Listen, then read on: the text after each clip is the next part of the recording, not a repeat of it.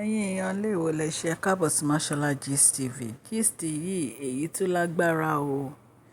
Èyí tún lágbára o. Wọ́n ní àwọn olórí wọ́n ní wọ́n fẹ́ ṣe reconciliation o. Wọ́n fẹ́ kóra wọn jọ kí wọ́n máa ṣe dáadáa síra wọn, kó máa fìfẹ́ hàn síra wọn. Wọ́n ní wọ́n bá pinnu láti meet o. Ẹ̀yin èèyàn lé wọ́n ní wọ́n pera wọn lórí WhatsApp forum wọn wípé kí oníkálukú wá wípé àwọn fẹ́ jọ fọwọ́sowọ́pọ̀ káwọn sọ ara wọn di ọ̀kan nínú pálásì kábíyèsí. Àwọn ò fẹ́ máa jà mọ́. Wọ́n ní wọ́n ránṣẹ́ sí Queen Naomi. Wọ́n ní Queen Naomi yìí ignore wọn.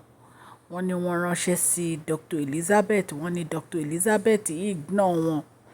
Wọ́n ní àwọn tó kù wọn náà bá kóra jọ.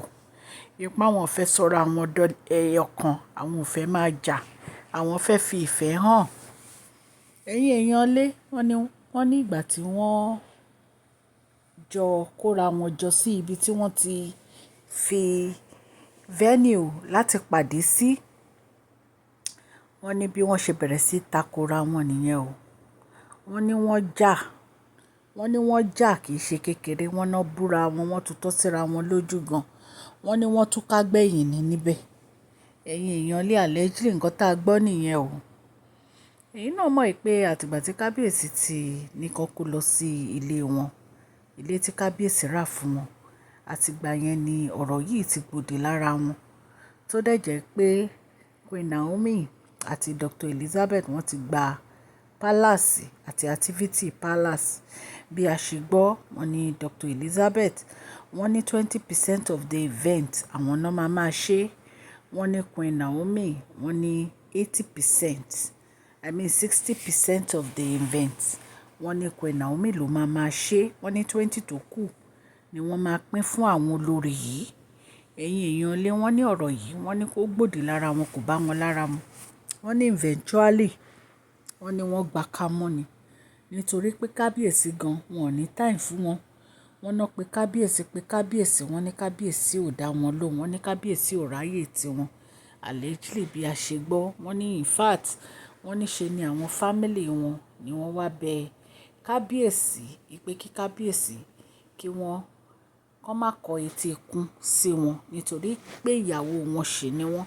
Wọ́n nítorí wọ́n pe kábíyèsí, wọ́n pe phone number kábíyèsí, wọ́n ní ṣe ni kábíyèsí ni wọ́n gbé aago wọn. Ẹ̀yin èèyàn lé allegedly nǹkan tá a gbọ́ nìyí o.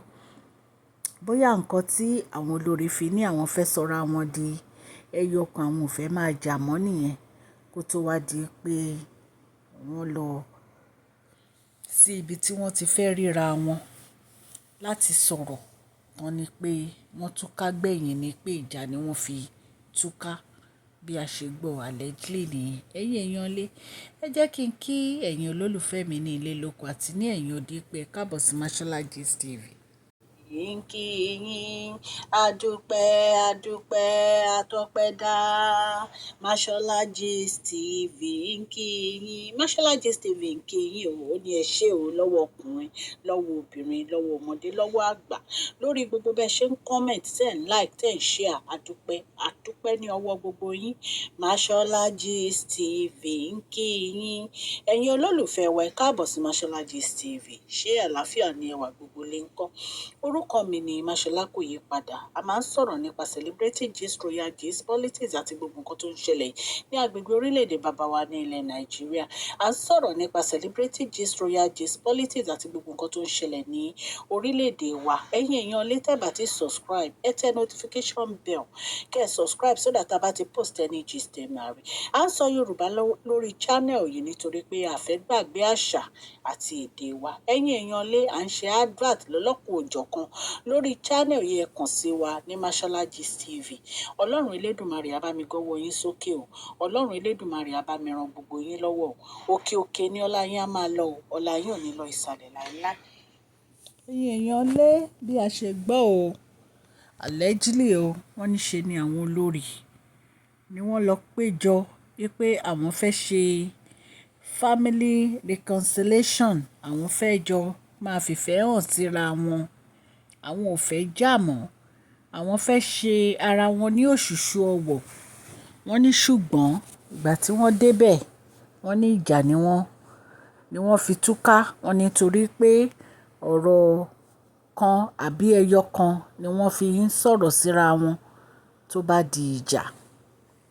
Allegedly bá ṣe gbọ́ ni wọ́n ní bóyá oníkálukú bí wọ́n ṣe gba ilé wọn lọ nìyẹn nítorí pé wọ́n tutọ́ síra wọn lójú, wọ́n búra wọn dáadáa. Nǹkan tá a gbọ́ nìyẹn ẹ̀yin èèyàn lé. Ẹ̀yin náà mọ̀ wípé kábíyèsí wọ́n ti ra ilé fún àwọn olórí bí a ṣe sọ tẹ́lẹ̀. Kábíyèsí dẹ̀ ti sọ fún wọn pé wọ́n lè wá sí inú palace bí wọ́n ṣe ń wá tẹ́lẹ̀. Wọ́n fi restrain, wọ́n fi de àwọn olórí. Ìgbà tí wọ́n bá ní event nìkan ni wọ́n lè wá sí inú palace. Nǹkan tí a gbọ́ nìyẹn allegedly tí wọ́n ní kábíyèsí tí wọ́n sọ. So ní ìsìn wọ́n ní tí àwọn olórí ò bá ní event, wọ́n ní wọ́n lè wá sí inú palace o. Àfi tí wọ́n bá ní event àbí tí kábíyèsí bá ránṣẹ́ sí wọn.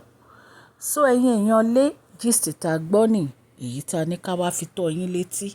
Tá bá tún gbọ́ any update a máa jẹ́ kẹ́ ẹ mọ̀. A dúpẹ́ fún gbogbo etí tó ń gbọ́ wa o. A dúpẹ́ fún gbogbo ìfẹ́ tẹ́ ẹ ní sí wa.